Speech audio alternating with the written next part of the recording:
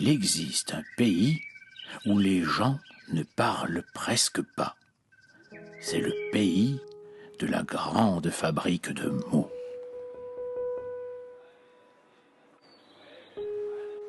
Dans cet étrange pays, il faut acheter les mots et les avaler pour pouvoir les prononcer.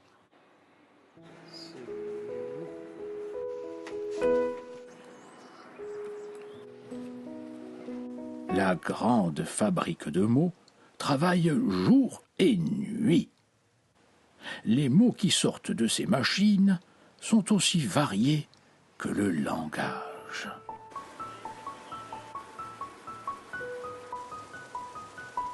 Il existe des mots qui valent plus cher que d'autres.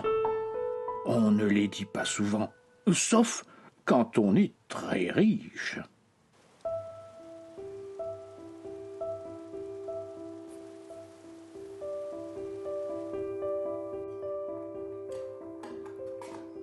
Au pays de la grande fabrique, parler coûte cher.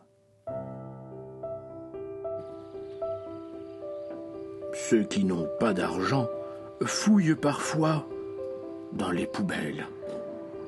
Mais les mots jetés ne sont pas très intéressants. Il y a beaucoup de crottes de bique et de fesses de lapin.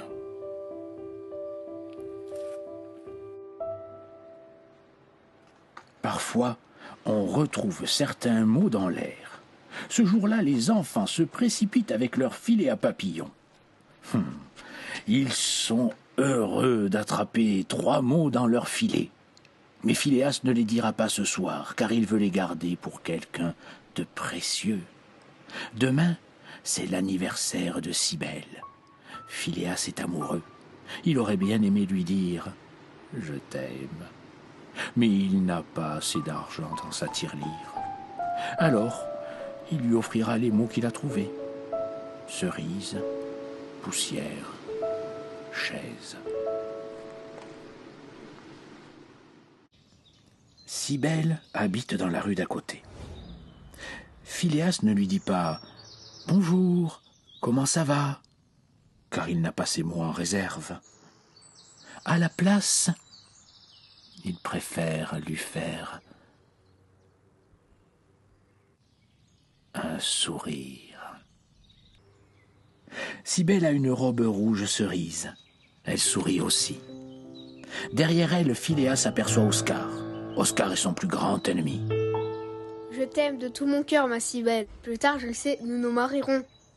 Ses parents sont très riches, mais ce n'est pas pour cela que Philéas le déteste. Oscar ne sourit pas.